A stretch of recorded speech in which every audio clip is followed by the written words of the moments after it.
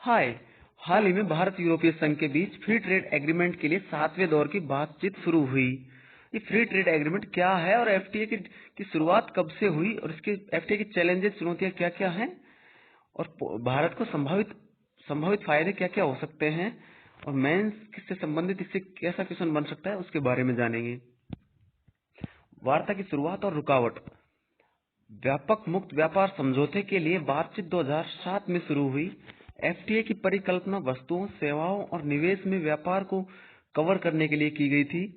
हालांकि बाजार पहुंच और लोगों की गतिशीलता पर असहमति के कारण 2013 में बातचीत रुक गई।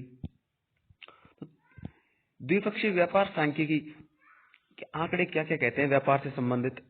यूरोपीय संघ भारत के व्यापारिक साझेदारों में तीसरे स्थान पर है।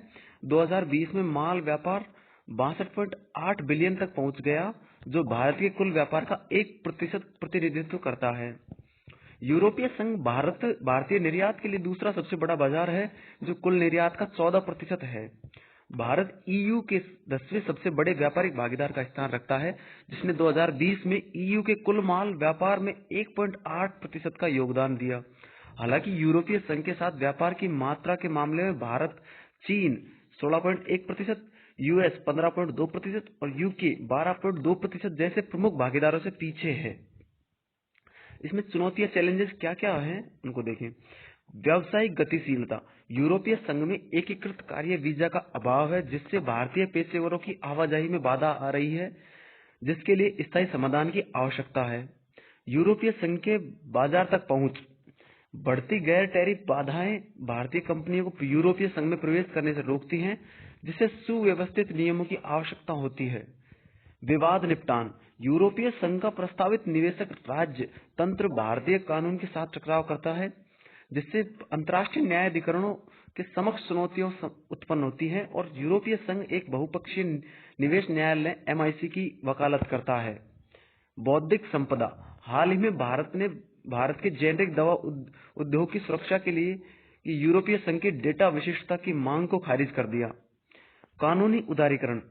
यूरोपीय संघ भारत पर कानूनी और अकाउंटेंसी क्षेत्रों को खोलने के लिए दबाव डाल रहा है, जिससे विदेशी अभ्यास प्रतिबंधों पर विवाद छिड़ गया। सर्वाधिक पसंदीदा राष्ट्र प्रावधान। यूरोपीय संघ निवेश संधियों में सर्वाधिक पसंदीदा राष्ट्र एमएफएन प्रावधान को शामिल करने का पक्षधर है, जिसका भारत ने विरोध किया। अब इसको एफटीए से भारत को क्या क्या फायदा हो सकता है, एक बार उनको देखें। एफटीए से ईयू को सॉफ्टवेयर जैसी सेवा का निर्यात बढ़ेगा।